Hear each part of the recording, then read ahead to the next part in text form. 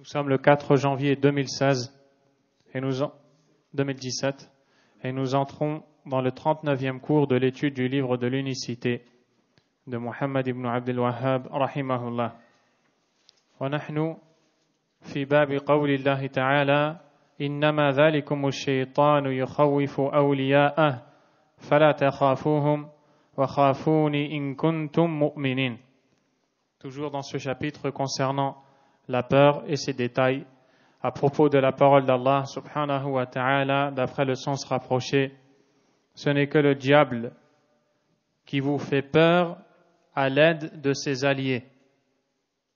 N'ayez donc pas peur d'eux, mais craignez-moi si vous êtes croyants. Et ce que je viens de vous dire, cette traduction est plus précise, parce qu'elle est conforme au tafsir du verset que ce que j'ai devant moi. Car des fois, pour traduire le verset, on a besoin de l'explication du verset et pas simplement des sens du mot. Ceci étant, Allah subhanahu wa ta'ala nous parle dans ce grand chapitre de Kitab al-Tawhid de cette adoration immense qu'est la peur d'Allah, tabaraka wa ta'ala, dont nous avons parlé lors de notre dernier cours, dans lequel nous avons vu qu'après avoir cité l'amour d'Allah subhanahu wa ta'ala, l'auteur a cité sa crainte. Ceci car il existe des gens qui prétendent n'adorer qu'Allah azza wa jal que par amour uniquement. Ces gens-là sont dans l'erreur. Leur croyance est erronée. Elle est malsaine. Car Allah subhanahu wa ta'ala nous a enseigné dans son livre de l'aimer, certes, mais aussi de le craindre et d'espérer en sa miséricorde, subhanahu wa ta'ala. Et c'est à cet effet que l'auteur, rahimahullah, a mentionné ce chapitre dans Kitab al-Tawhid. Et nous avons vu, lors de notre dernière assise, les différentes catégories de la peur. La première étant la peur d'Allah, subhanahu wa ta'ala, qui se définit comme étant une peur éprouvée par le serviteur, qui le pousse à vénérer celui dont il a peur et celui qu'il craint. Cette peur le pousse à le vénérer, à s'avilir devant lui, à reconnaître sa faiblesse en tant que serviteur et sa puissance en tant que créateur, subhanahu wa ta'ala. Cette peur ne doit être vouée qu'à Allah et nul ne peut la partager avec lui. Car quiconque vouerait cette catégorie de peur à un autre qu'Allah, tabaraka wa ta'ala, cela entraînerait son exclusion de l'islam, sans le moindre doute. La deuxième, al-khawf al-tabi'i, c'est la peur naturelle, comme l'un d'entre nous qui craint d'être mordu par un chien, attaqué par un lion, par un ennemi, par une personne armée qui tenterait de l'agresser. Ce sont des peurs qui sont naturelles, qui ont été éprouvées d'ailleurs par des hommes comme Moussa alayhi salam, comme Allah l'a cité dans Surat Al-Qasas, les récits. Parmi les catégories de peur, il y a khawf al-ma'siyah, la peur qui est une désobéissance, ou alors al-khawf al-muharram, la peur interdite. Elle consiste à craindre une créature, puis, à cause de cette crainte, commettre un interdit ou délaisser une obligation. Cette peur est interdite. Elle arrive au degré du polythéisme mineur, al-shirk al-asghar, comme l'a noté le Cheikh Saleh al-Fawzan, hafidhahullah ta'ala, ceci car le cœur, ayant craint un être qui l'a poussé à désobéir, a un penchant vers cet être qu'il a craint et qu'il a redouté en dehors d'Allah. Ce penchant est une forme de shirk asghar.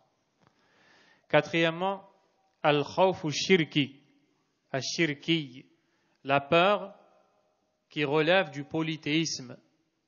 Et nous avons vu que c'est la peur que l'on doit éprouver pour Allah lorsqu'elle est vouée à un autre que lui.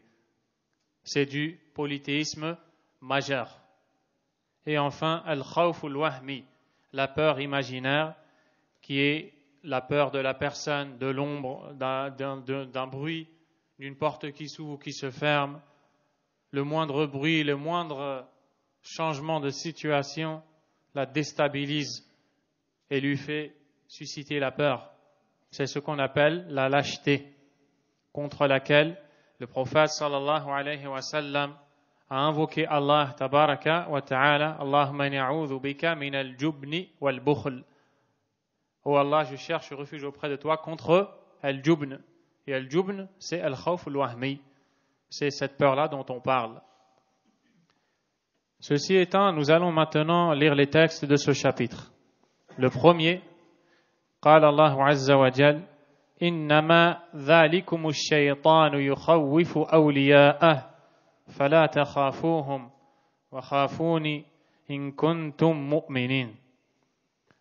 Ceci n'est que le diable qui vous fait peur à l'aide de ses alliés. N'ayez donc pas peur de moi, n'ayez donc pas peur d'eux, mais craignez-moi plutôt si vous êtes vraiment croyants. Dans ce verset, Allah subhanahu wa ta'ala fait bien la mention de al-khawf, de la peur, et en a fait une condition pour la foi véridique et authentique. In kuntum mu'minin, si vraiment vous êtes croyant. Celui qui est véritablement croyant craint Allah subhanahu wa ta'ala uniquement. Et son cœur n'est pas habité par la crainte d'une créature en dehors d'Allah. Ceci car son cœur est rempli de connaissance d'Allah, de ses noms, de ses attributs. Il connaît qui est Allah. Il sait qu'Allah a créé, a pourvu à la subsistance, a guéri, a guidé, a donné, a repris, a éprouvé, a accordé une issue, a l'éprouvé. Il sait qu'Allah Azza wa Jalla a créé les cieux, la terre et leurs habitants. Il sait qu'il a créé les cieux et la terre en 6 jours, sans éprouver la moindre fatigue, ni paresse.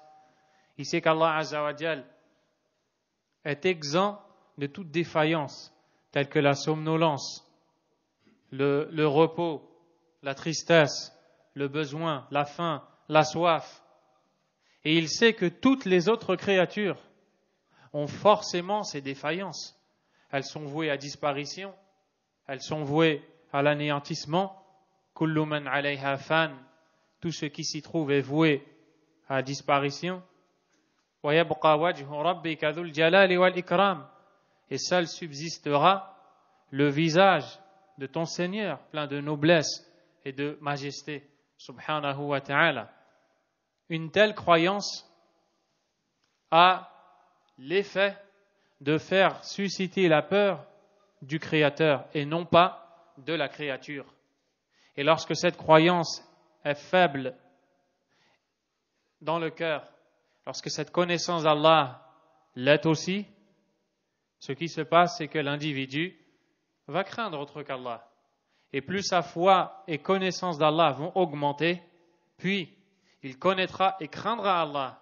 Pour cette raison, Allah Azza wa Jalla a dit dans le Coran, Innama yakhsha Allah min ibadihi al-ulama'u.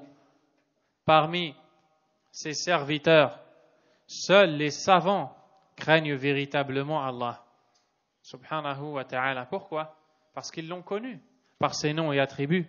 Et quand Allah tabaraka wa ta'ala fait la mention de la science dans le Coran et la Sunna, mais aussi des savants et des gens de science, il ne faut pas croire que ce qui est voulu ici, ce sont les sciences mondaines.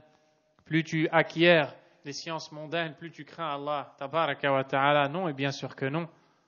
Mais il s'agit ici de la connaissance d'Allah, de ses noms, de ses attributs. Subhanahu wa ta'ala. Ainsi, l'auteur, rahimahullah, nous cite ce verset qui a un contexte qui nous est raconté par le Cheikh Saleh Al-Fawzan, hafidhahullah. Il nous dit que ce verset est venu après la parole d'Allah Azza wa Jal, alladhina qala lahumun nas, inna an-nasa qad jama'u lakum fakhshawhum fazadahum imana wa qalu hasbuna Allah wa ni'mal wakil. فانقلبوا بنعمة من الله وفضل لم يمسسهم سوء واتبعوا رضوان الله والله ذو فضل عظيم إنما ذلكم الشيطان يخوف أولياءه فلا تخافوهم وخافون إن كنتم مؤمنين. Voici le contexte dans lequel ce verset a été cité. La traduction rapprochée, Allah Azza wa Jal nous dit: ceux à qui les gens ont dit, des personnes se sont réunies pour vous atteindre, craignez-les donc, ont répondu: Allah nous suffit, et quel merveilleux garant, et cela a fait croître leur foi. Ils sont retournés sur leurs pas avec une grâce d'Allah. Aucun mal ne les a atteints. Ils ont suivi l'agrément d'Allah, et Allah est détenteur d'une immense grâce.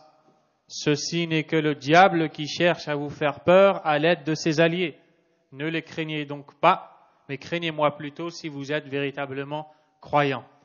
De quoi est-ce que l'on parle? Lorsque s'est produite la bataille connue sous le nom de Uhud, la bataille où le prophète sallallahu alayhi wa sallam et ses compagnons se sont opposés à Quraysh et leurs alliés, ils ont été éprouvés. Ils ont subi de lourdes difficultés et pertes. Parmi eux, certains ont même été tués et sont tombés. Allah tabaraka wa ta'ala, après cette bataille qui est la bataille de Uhud, a envoyé les musulmans pour se défendre à nouveau, car à la fin de cette bataille, les kuffars de Quraysh sont repartis d'où ils venaient et ont menacé les croyants en leur disant: Sanarji'u ilaykum, nous reviendrons vers vous, afin d'éradiquer ceux qui restent parmi vous. Lorsque cette information est parvenue au prophète sallallahu alayhi wa sallam ainsi qu'aux musulmans, ils ont dit: Hasbunallahu wa ni'mal wakil. Allah nous suffit, il nous est suffisant, et quel merveilleux garant. Et cette menace ne leur a fait absolument aucun effet. Plus encore, le prophète sallallahu alayhi wa sallam a donné l'ordre à ses nobles compagnons de sortir à leur trousse. Malgré le fait que ses compagnons étaient blessés pour certains, souffrant pour d'autres, très fatigués, eh bien, ils se sont dirigés vers les ennemis qui, justement, voulaient éradiquer les musulmans. Puis, ils se sont arrêtés dans un endroit appelé Hamra ul-Asad. Hamra ul-Asad, et c'est là qu'ils ont attendu les polythéistes. Que s'est-il passé par la suite lorsque les polythéistes ont pris connaissance de l'arrivée des musulmans? Allah tabaraka wa ta'ala a mis dans leur cœur la peur et ils se sont dit: si malgré tout ce qui vient de leur arriver, ils sont sortis vers nous, c'est qu'ils ont encore de la force. Et subhanallah, Allah avec cela leur a mis la panique dans le cœur. Ils ont été terrifiés et apeurés. Que qu'ont-ils fait? Ils ont pris la fuite. Et Allah tabaraka wa ta'ala a dit: فَانْقَلَبُوا بِنِعْمَةٍ مِّنَ اللَّهِ وَفَضْلٍ. Les musulmans sont revenus sur leurs pas avec un bienfait d'Allah et une grâce. Quel est ce bienfait? لَمْ يَمْسَسْهُمْ سُوءٌ. Aucune nuisance ne les a atteints. Allahu Akbar. Et ils ont eu une énorme récompense en plus de cela. وَاتَّبَعُوا رِضْوَانَ اللَّهِ. Et ils ont suivi l'agrément d'Allah. وَاللَّهُ ذُو فَضْلٍ عَظِيمٍ. Et Allah est détenteur d'une immense grâce. Et c'est là qu'il a dit: إِنَّمَا ذَلِكُمُ الشَّيْطَانِ, jusqu'à la fin du verset. Et ce qui est à retenir de ce verset, c'est que quand Allah tabaraka wa ta'ala dit يُخَوِّفُ أَوْلِيَاءَهُ مَعْنَهُ يُخَوِّفُكُمْ بِأَوْلِيَائِهِ, il cherche à vous faire peur à l'aide de ses alliés. Les alliés ici, qui étaient le peuple de Quraysh, et de manière générale, tout allié de Shaitan, qui est utilisé par ce dernier pour faire peur aux créatures en dehors d'Allah subhanahu wa ta'ala. Voici le contexte dans lequel ce verset fut révélé. Et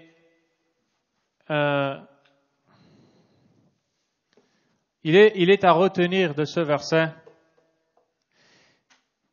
la parole d'Allah Azza wa Jal, فَلَا تَخَافُوهُمْ وَخَافُونِ. Ne les craignez donc pas, mais craignez-moi plutôt. Et le Cheikh Salih al-Fawzan, hafidhahullah, a dans son commentaire cité l'histoire d'Ibrahim, alayhi salam. Lorsque Ibrahim s'est adressé à son peuple, l'appelant à l'islam et à craindre Allah, tabaraka wa ta'ala, il leur a dit ces paroles, citées dans le Coran, وَلَا أَخَافُ مَا تُشْرِكُونَ بِهِ إِلَّا أَن يَشَاءَ رَبِّي شَيْئًا. Et je ne crains en aucun cas ce que vous lui associez, parce que eux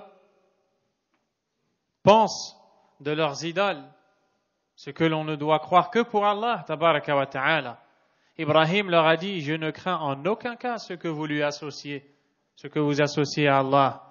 Et cette parole est dans un contexte particulier, mais la règle du tafsir dit al-ibra bi umumi lafzi la bi khususi sabab.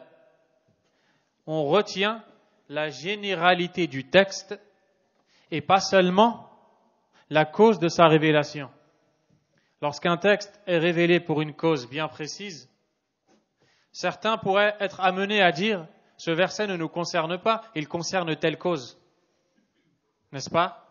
La règle du tafsir qui est déduite des textes, bien sûr, du Coran et de la Sunna, est de dire on retient la généralité du texte, pas seulement la cause de la révélation du verset. Certes, le verset est révélé pour une cause. Cette cause nous aide à comprendre ce verset, mais le sens qui s'y trouve est général.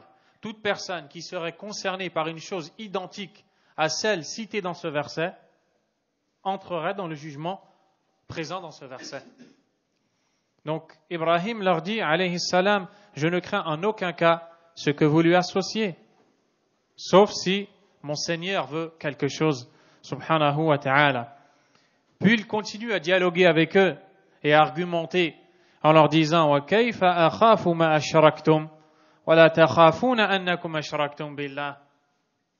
Il leur dit cette parole qui est la parole du croyant et du monothéiste. Et comment aurais-je peur de ce que vous associez alors que vous n'avez pas peur d'Allah subhanahu wa ta'ala? Comment aurais-je peur des créatures que vous associez à Allah azza wa jal, qui ont un début et une fin et qui sont sujets à toutes sortes de défaillances et manquements, alors que vous ne craignez pas leur créateur qui n'a pas toutes ces choses négatives et ces défaillances subhanahu wa ta'ala. أنكم أشركتم بالله ما لم ينزل به عليكم سلطانا. Et vous ne craignez pas le fait de lui avoir associé ce dont vous n'avez aucune preuve. Cheikh Salih al-Fawzan nous dit, il apparaît de ce contexte qu'Ibrahim alayhi salam a été menacé par son peuple pour lui dire que s'il persiste dans ce prêche et dans cette prédication, leur divinité allait l'atteindre d'un mal. C'est alors qu'Ibrahim alayhi salam a dit فَأَيُّ الْفَرِيقَيْنِ أَحَقُّ بِالْأَمْنِ إِن كُنتُمْ تَعْلَمُونَ. Lequel des deux groupes est plus en droit d'être en sécurité si vraiment vous savez? Puis la réponse est donnée الَّذِينَ آمَنُوا وَلَمْ يَلْبِسُوا إِيمَانَهُمْ بِظُلْمٍ أُولَئِكَ لَهُمُ الْأَمْنُ وَهُمْ مُهْتَدُونَ. Ceux qui ont eu la foi et qui n'ont point troublé leur foi par une quelconque injustice, ceux-là auront la sécurité et seront les bien guidés. Et ce verset, on en a déjà parlé dans un chapitre précédent. Et lorsque l'on parle de deux groupes ici, on parle d'Ibrahim alayhi salam qui est dans le tawhid et des polythéistes en face de lui qui sont le deuxième groupe, qui seront apeurés dans le bas monde et dans l'au-delà. Wal'iyadhu billah. Après ce verset, l'auteur rahimahullah a dit wa qawlihi ta'ala إنما يعمر مساجد الله من آمن بالله واليوم الآخر وأقام الصلاة وآتى الزكاة ولم يخش إلا الله. Le sens rapproché du verset: ne peuplent les mosquées d'Allah que ceux qui ont foi en Allah et au jour dernier, accomplissent la prière, s'acquittent de l'aumône et ne craignent qu'Allah subhanahu wa ta'ala. Vous voyez que dans ce verset, encore une fois, on fait mention de la crainte d'Allah subhanahu wa ta'ala. Le Cheikh Saleh Al-Fawzan nous explique que ce verset signifie qu'il n'est pas permis aux musulmans de laisser les polythéistes pénétrer leur mosquée pour y pratiquer leur culte. لا يجوز للمسلمين أن يمكنوا المشركين من دخول المساجد من أجل أن يتعبدوا فيها بعبادتهم الشركية. Il n'est pas permis aux musulmans de laisser les polythéistes pénétrer les mosquées pour y pratiquer leur culte, qui relève du polythéisme et de l'association, car les mosquées ont été édifiées et bâties dans le but de n'évoquer qu'Allah et de n'adorer aucun autre que lui, subhanahu wa ta'ala. Ceci n'est donc pas permis. Puis, on voit qui sont ceux qui peuvent peupler les mosquées. Ils sont ceux qui ont eu foi en Allah. Ce sont les monothéistes, al-muwahhidoun. Au jour dernier, ils ont ensuite accompli la prière et se sont acquittés de l'aumône. Et ils n'ont eu crainte que d'Allah subhanahu wa ta'ala. Et c'est la partie qui concerne le chapitre. Vous voyez que ce qui a été cité est « ils n'ont eu crainte que d'Allah tabaraka wa ta'ala ». Ils n'ont pas eu crainte ni peur d'autre que lui parmi les créatures. Car al-khashya, qui est la crainte, est une adoration qui ne doit être vouée qu'à Allah. Il y a une nuance ou une différence entre al-khawf et al-khashya, la peur et la crainte. La peur est connue. Al-khashya, quelque chose de supplémentaire est présent dans le sens huwa khawfun maqrunun bi'ilm. C'est une peur accompagnée de science et de connaissance. C'est-à-dire que il est possible à l'un d'entre nous de craindre l'attaque d'un éventuel agresseur, n'est-ce pas? Certes. Prenons l'exemple de quelqu'un qui connaît cet agresseur et sait ce dont il est capable. Il connaît le fait qu'il n'a pas de limite, qu'il peut tuer la personne agressée. Est-ce que la peur de cette personne va être comme la personne qui a simplement peur d'être agressée mais ne sait pas ce qui peut lui arriver? Non, ce sont des peurs différentes. La première, on l'appelle al-khawf, et la deuxième, on l'appelle al-khashya. C'est la peur accompagnée de science. Pour cette raison, Allah Azza wa Jalla a dit « Innama yakhsha Allah min ibadihi al-ulama » ou parmi ses serviteurs, seul Allah craigne véritablement, seuls les savants craignent véritablement Allah. Et quel mot a été cité? Al-khashya et non pas al-khawf. Parce que tout musulman a al-khawf, min Allah, un minimum. Sinon, il ne pourrait pas être croyant. Mais al-khashya, c'est avec la science. Et plus tu acquiers le savoir, plus tu as crainte d'Allah subhanahu wa ta'ala. Puis Allah Azza wa Jalla a dit فَعَسَى أُولَٰئِكَ أَن يَكُونُوا مِنَ الْمُهْتَدِينَ. Peut-être que ceux-là feront partie des bien guidés. Le mot asa dans le Coran, à la base dans la langue arabe, asa, c'est un mot qui signifie l'espoir de quelque chose que l'on souhaite se voir produire. Asa an takuna bi khair. J'espère que tu vas bien. Il m'est arrivé quelque chose. Asa an yakuna khayran insha'Allah. J'espère que cela sera un bien. Mais quand asa est mentionné par Allah dans le Coran, ce n'est pas ce sens-là que ça veut dire. Mais le sens qui est voulu, c'est la certitude. Donc lorsqu'Allah Azza wa Jal dit fa'asa ulaika, on pourrait traduire par littéralement.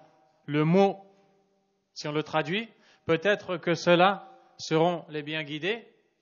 Eh bien, il faut traduire avec le tafsir. Ceux-là seront certainement bien guidés. C'est ça qui est voulu par ce verset. Et les savants ont dit Kullu asa min Allah fahiya wajibah.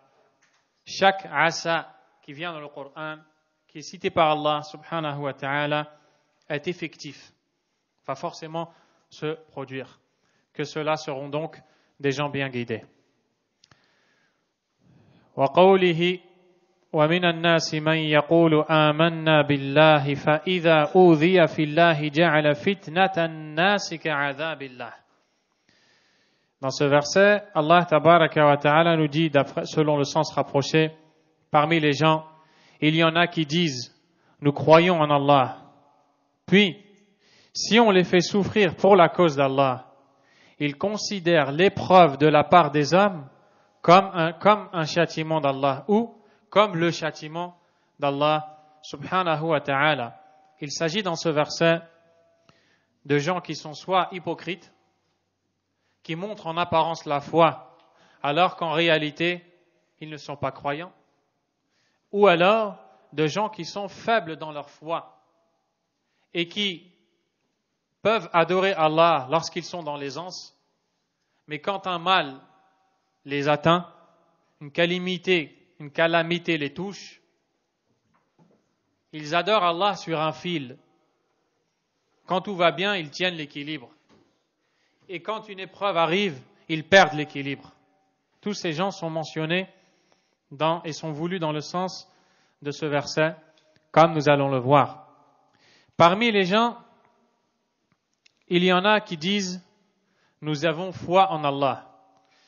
Al-Cheikh Salih al-Fawzan nous dit هذه الآية في المنافقين الذين يظهرون الإيمان ويبطنون الكفر. Ce verset traite des hypocrites qui font apparaître la foi tout en cachant la mécréance. ومن الناس من يقول آمنا يقول مجرد قول ويدعي ما ليس له حقيقة. Il s'agit de gens qui prétendent ce par quoi ils ne sont pas qualifiés en réalité, qui est la foi. فَإِذَا أُوذِيَ فِي اللَّهِ. Et lorsqu'ils subissent des nuisances dans le chemin d'Allah, c'est-à-dire à cause de leur foi, ils vont être éprouvés parce qu'ils sont croyants. On va porter atteinte à leur honneur. On va tenter de leur faire subir diverses nuisances physiques, morales, financières et toute autre forme de nuisance, simplement parce qu'ils adorent Allah uniquement, Azza wa Jal. Ils sont donc éprouvés. Que font-ils à ce moment-là? Ja'ala fitnatan nasi ka'adhabillah. Ils voient l'épreuve des gens comme le châtiment d'Allah. Ils ont mis l'épreuve des gens, ou alors la nuisance subie est venue d'une quelconque personne, au même niveau que le châtiment d'Allah. Tabaraka wa ta'ala. Qu'ont-ils donc fait par la suite? Ils ont délaissé leur din. Wal'iyadhu billah. Et il fait partie de la sagesse d'Allah d'éprouver les croyants. Allah Azza wa Jalla a dit Bismillahir Rahmanir Rahim Alif Lam Mim Ahasiba an-nas an yutraku an yaqulu amanna wa hum la yuftanun. Les gens pensent-ils qu'on les laissera dire nous sommes croyants sans les éprouver? Fala ya'lamanna Allahu alladhina sadaqu. Ainsi Allah connaîtra les véridiques. Les véridiques dans quoi? Dans leur parole amanna. Nous sommes croyants. Wala ya'lamanna al-kadhibin. Et il connaîtra aussi les menteurs. Dans quoi? Dans leur parole amanna. Certains pourraient dire, n'est-ce pas qu'Allah tabaraka wa ta'ala sait parfaitement ce qu'il adviendra de chacun d'entre nous et connaît l'avenir. Ya'lamul mustaqbal.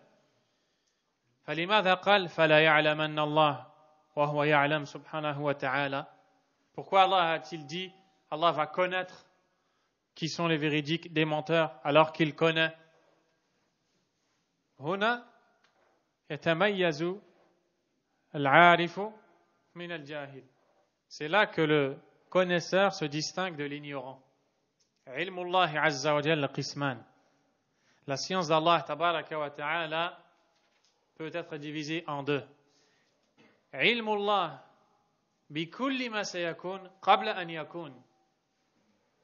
La connaissance d'Allah tabaraka wa ta'ala de tout ce qui va se dérouler et ce qui va se passer avant même que cela ne se produise.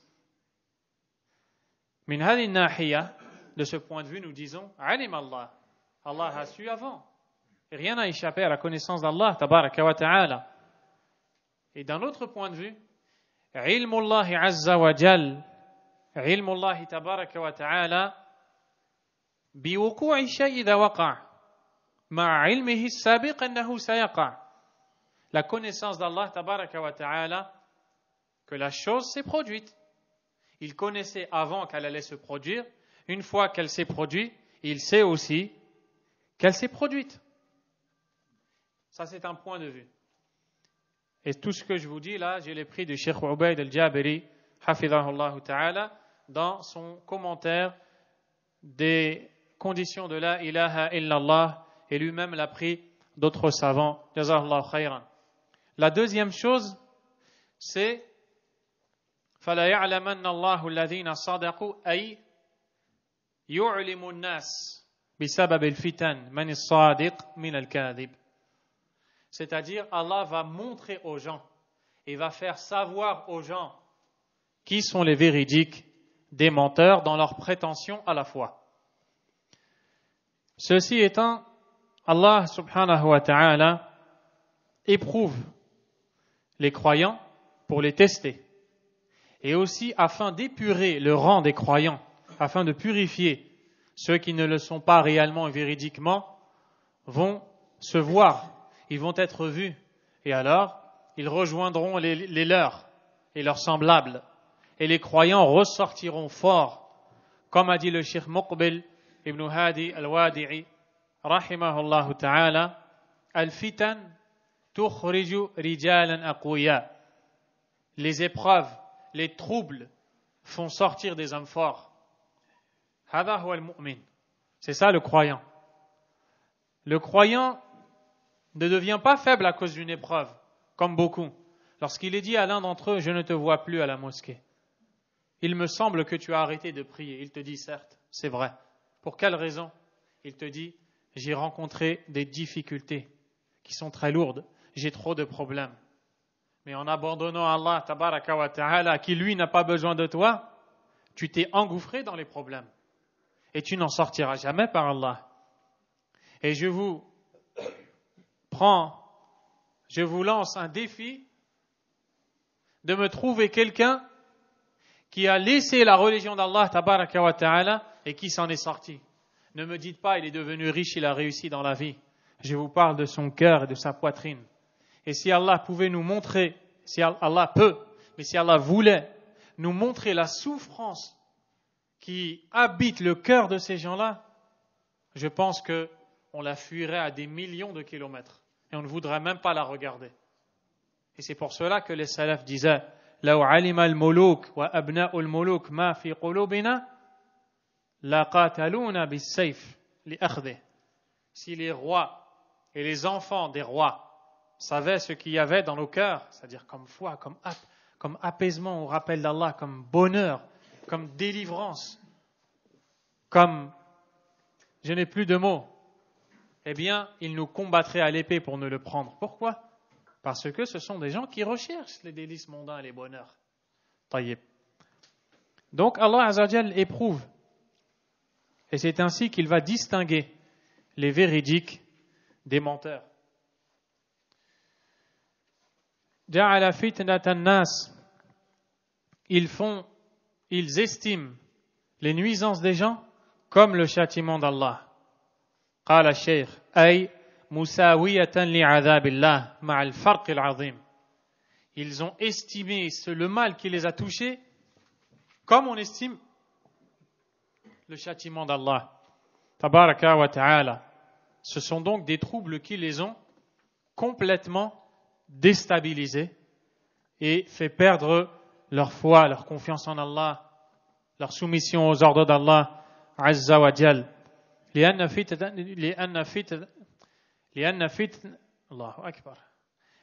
فتنة الناس زائلة ومنتهية وخفيفة. Car les nuisances des gens sont vouées à la disparition, elles s'arrêteront et elles sont légères. بخلاف عذاب الله, contrairement au châtiment d'Allah subhanahu wa ta'ala. الشاهد من الآية, le point témoin du verset, le point qui concerne le chapitre dans le verset, جعل فتنة الناس كعذاب الله. Ils ont estimé la nuisance des gens comme le châtiment d'Allah. أي أنه يخشى الناس ولا يخشى الله سبحانه وتعالى فهذا هو موضع اللوم. C'est-à-dire qu'ils ont craint les gens et ils n'ont pas craint Allah. C'est en cela qu'ils sont blâmés par Allah subhanahu wa ta'ala. L'auteur rahimahullah dit عن أبي سعيد رضي الله عنه مرفوعا وهذا الحديث ضعيف. Puis il a cité un hadith qui est faible. إلا أن معانيه تؤيده النصوص الصحيحة. Si ce n'est que le contenu de ce hadith est confirmé et approuvé par des textes authentiques. Et c'est Tariqatu Shaykh Muhammad ibn Abdul Wahhab rahimahullah fi kitabih. C'est la méthodologie du Cheikh dans son livre. S'il cite et mentionne un chapitre, un hadith dont l'authenticité est discutable ou faible, il ne le fait que si ce hadith contient des sens qui sont appuyés par les textes authentiques. Il dit عن أبي سعيد رضي الله عنه مرفوعا إن من ضعف اليقين أن ترضي الناس بسخط الله وأن تحمدهم على رزق الله وأن تذمهم على ما لم يؤتك الله إن رزقك الله لا إن رزق الله لا يجره حرص حريص ولا يرده كراهية كاره. والمعاني صحيحة موافقة للواقع. Les sens sont donc vrais. D'après Abu Saïd, une parole attribuée au prophète sallallahu alayhi wa sallam, nous avons vu que le hadith est faible et les sens sont justes. Un signe de faiblesse de la certitude est de rechercher la satisfaction des gens, même si l'on provoque la colère d'Allah. De les louer pour ce qu'Allah t'a octroyé et de les blâmer pour ce qu'Allah ne t'a point donné. La convoitise de la vie ne peut attirer le bienfait d'Allah, comme ne peut le repousser l'inimitié du haineux. Dans cette parole, on voit plusieurs informations. Premièrement, le fait qu'il fait partie de la faiblesse de la certitude. Et al-yaqin, la certitude, huwa al-ilm al-kamil, alladhi la yad'u shakkan. C'est la science qui a atteint un stade et un niveau tel qu'elle ne laisse plus aucune place à une quelconque forme de doute. Al-muqin huwa alladhi la yashukku abadan. L'individu certain en matière de religion est celui qui n'a absolument aucun doute en lui.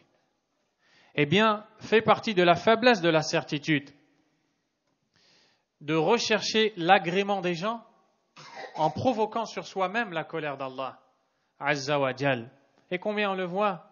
Combien de gens tombent dans le shirk, dans le polythéisme, en connaissant le statut religieux de ce qu'ils vont faire, mais parce que la coutume dit que, le village a dit que, le pays a dit que, les habitudes ont dit que, et si je n'applique pas, ils vont dire que, et avec ces paroles-là, ils vont dire que, finalement, on dira de cette personne, si elle meurt dans cet état, qu'elle entrera dans le feu, wal-'iyadhu billah. Voilà ce qu'on dira à la fin.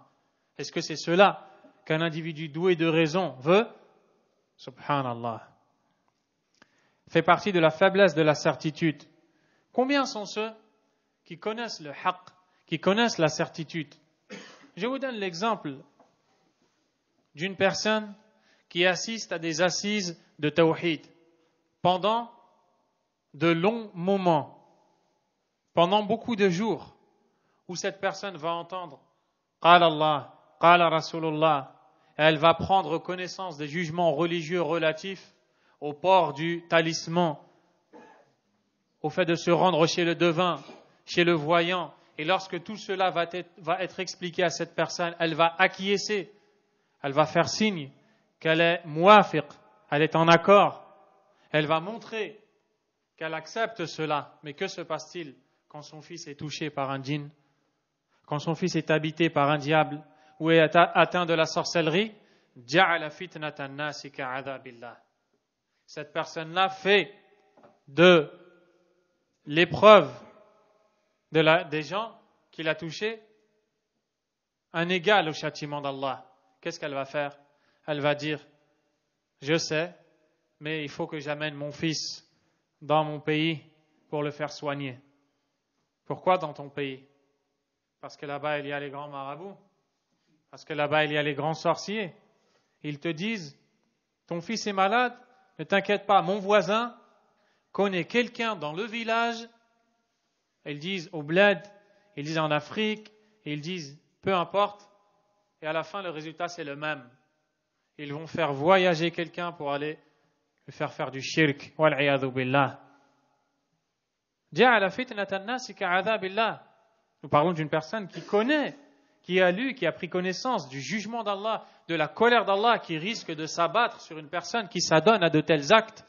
Et pourtant, cette personne, en pleine connaissance de cause, va chercher l'agrément des gens en provoquant sur elle la colère d'Allah subhanahu wa ta'ala. Cela fait partie de la faiblesse de la certitude.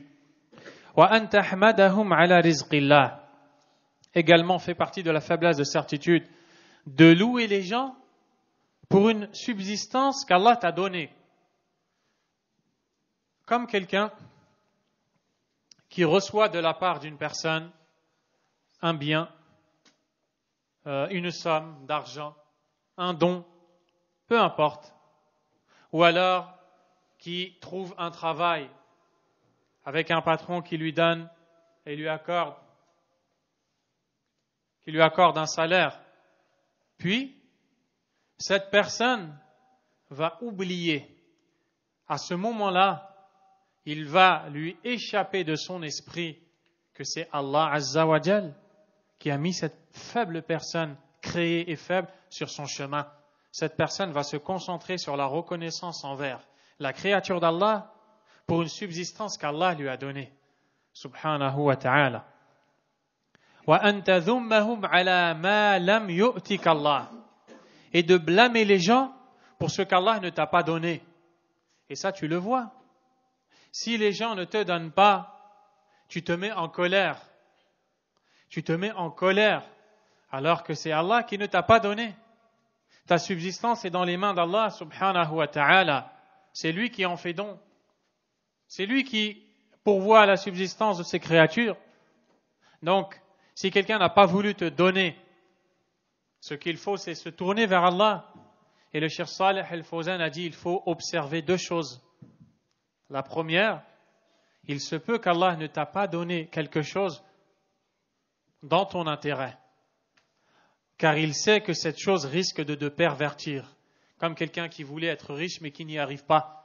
Allah ne laisse pas cette personne devenir riche parce que cette personne, de par sa faiblesse qu'Allah a connue d'elle, va transgresser les limites fixées par Allah avec ses biens. Alors que si elle reste dans cette modestie, eh bien, cette personne va se préserver dans la religion. Et combien on l'a vu cela? Des gens, par exemple, qui ne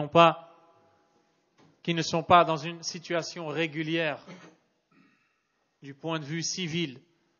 Ils sont assidus aux prières.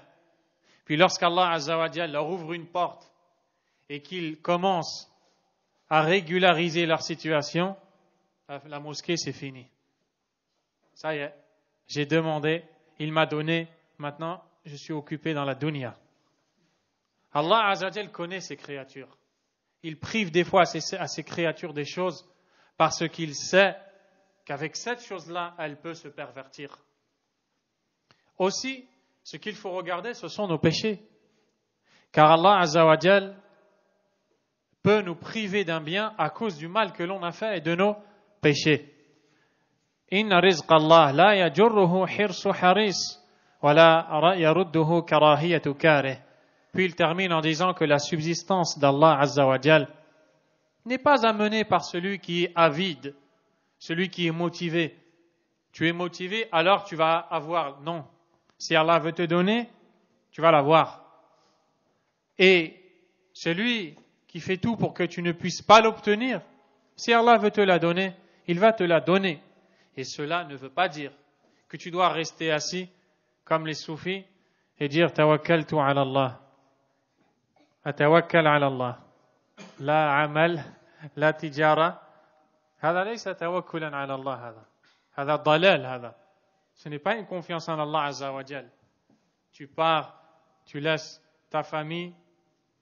Qu'est-ce que tu vas faire de ta famille? Il te dit tawakkaltu ala Allah. ما هذا التوكل. Ce n'est pas tawakkul ala Allah. لا بد من السبب. نبذل الأسباب ونتعب نبحث. On cherche, on fait les causes. On travaille, on achète, on vend. On cherche à faire quelque chose. ونتوكل على الله. Et on place la confiance en Allah. إن أعطانا الحمد لله. إن لم يعطينا نبذل أسبابا أخرى ونصبر. S'il nous donne, alhamdulillah. S'il ne nous donne pas, on fait d'autres causes et on attend. والذي يقسم الأرزاق سبحانه وتعالى. أخيرا عن عائشة رضي الله عنها أن رسول الله صلى الله عليه وسلم قال: من التمس رضا الله بسخط الناس رضي الله عنه وأرضى عنه الناس ومن التمس رضا الناس بسخط الله سخط الله عليه وأسخط عليه الناس. Le prophète sallallahu alayhi wa sallam dit dans le sens rapproché du hadith: quiconque recherche l'agrément d'Allah sous la colère des gens, Allah en sera satisfait et fera en sorte que les gens aussi le deviendront. Et celui qui recherche la satisfaction des gens en provoquant sur lui la colère d'Allah, Allah sera en colère contre lui et il fera en sorte que les gens soient en colère contre lui. La ta'ata li makhluq fi ma'siyati al-khaliq. Nulle obéissance à la créature dans l'obéissance au Créateur. Nulle obéissance à la créature dans la désobéissance au Créateur. Ta'atul walidain, rida al-walidain, wa rida Allah qabla kulli shay subhanahu wa ta'ala. Fa in amaraka al-walidan bi shurb al-khamr, la tuti'uhuma. Certes, il faut pas un exemple, obéir aux parents, mais l'obéissance d'Allah passe avant. Si les parents incitent leurs enfants à désobéir à Allah, à consommer les boissons enivrantes, l'enfant se doit de désobéir, car il obéit avant, il obéit à Allah avant. وَإِنْ جَاهَدَاكَ عَلَى أَنْ تُشْرِكَ بِمَا لَيْسَ لَكَ بِهِ عِلْمٍ فَلَا تُطِعْهُمَا. Si tes parents t'appellent à commettre al-shirk, le polythéisme, ne leur obéis pas. مع الاحترام, avec le respect, وبيان الحق بالهدوء والحكمة والصبر, en leur montrant la vérité avec sagesse, avec douceur et patience. والدعاء لهم, et l'invocation d'Allah Azza wa Jal pour eux. هذا مثال, ce n'est qu'un exemple. رضا الناس بغضب الله عز وجل هو الخسران المبين. La satisfaction des gens dans la colère d'Allah, c'est la grande perte. C'est la grande perte. ورضا الله ولو بغضب الناس هو النجاح. لأن الله يهدي قلوب الناس يرضون عنك فيما بعد الصبر. Et si tu recherches la satisfaction d'Allah, même si les gens au début ne sont pas satisfaits de toi, tu as réussi parce que les gens au final deviendront satisfaits de toi. Vous voulez un exemple? Nabiyuna sallallahu alayhi wa sallam جاء فقال أيها الناس قولوا لا إله إلا الله تفلحوا أبغضوه وحاربوه. Le prophète sallallahu alayhi wa sallam a dit aux gens: dites la ilaha illallah, vous réussirez. Ils lui ont déclaré la guerre ils l'ont combattu. قاتلوا الصحابة وأتعبوهم عذبوهم سجنوا بعضهم. Ils en ont emprisonné certains, châtié d'autres, tué d'autres. وبعد ذلك بعد الصبر في رضا الله ولو بسخط الناس. Après la patience, dans l'agrément d'Allah, même dans la colère des gens, أصبح أكثر هؤلاء دخلوا في الإسلام ومنهم من أصبحوا أفضل الصحابة. انظر عمر رضي الله عنه. Après cela, beaucoup d'entre eux se sont convertis à l'islam et pour certains, ils sont devenus les meilleurs compagnons. Regarde Omar ibn al-Khattab. Omar ibn al-Khattab رضي الله تعالى عنه يريد أن يقتل النبي صلى الله عليه وسلم قبل الإسلام. Omar voulait tuer le prophète sallallahu alayhi wa sallam avant l'islam. Le prophète sallallahu alayhi wa sallam a patienté. Les sahaba ont patienté. Ils ont souffert. Les sahaba ont souffert. Lamma sabaru wa thabatu, quand ils se sont montrés fermes et endurants, hadallahu ba'd Quraysh. Allah a guidé des gens de Quraysh. Wa minhum Omar. Et parmi eux, Omar. Et quand Omar ibn al-Khattab radiyallahu anhu dakhala fil islam, s'est converti à l'islam, sa'ada jabalan wa nada an-nasa jami'an, il est monté sur un monticule, une petite colline, puis il a appelé tous les gens, wa haddadahum. Al-bariha huwa ma'ahum, al-yawm aduwuhum. Hier, il était avec eux. Et aujourd'hui, ça devient leur pire ennemi. Il les appelle et les provoque tous. Et ça, c'était après le lever du soleil, après l'aube, le début de l'aube. Il s'est bagarré avec des dizaines de personnes jusqu'au shuruq, radiyallahu anhu. Ils ont essayé de le frapper, et lui, il s'est défendu, il s'est bagarré avec des dizaines de personnes. Ils l'ont frappé jusqu'au lever complet du soleil. Radiyallahu anhu wa arda anhu an-nas. Allah l'agrée et les gens vont l'agréer après aussi. Voici la fin de ce chapitre. Wallahu ta'ala alam wa sallallahu wa sallam. Baraka ala nabiyyina Muhammad wa ala alihi wa sahbihi ajma'in. Subhanakallahumma wa bihamdik. Ashhadu an la ilaha illa ant astaghfiruka wa atubu ilayk.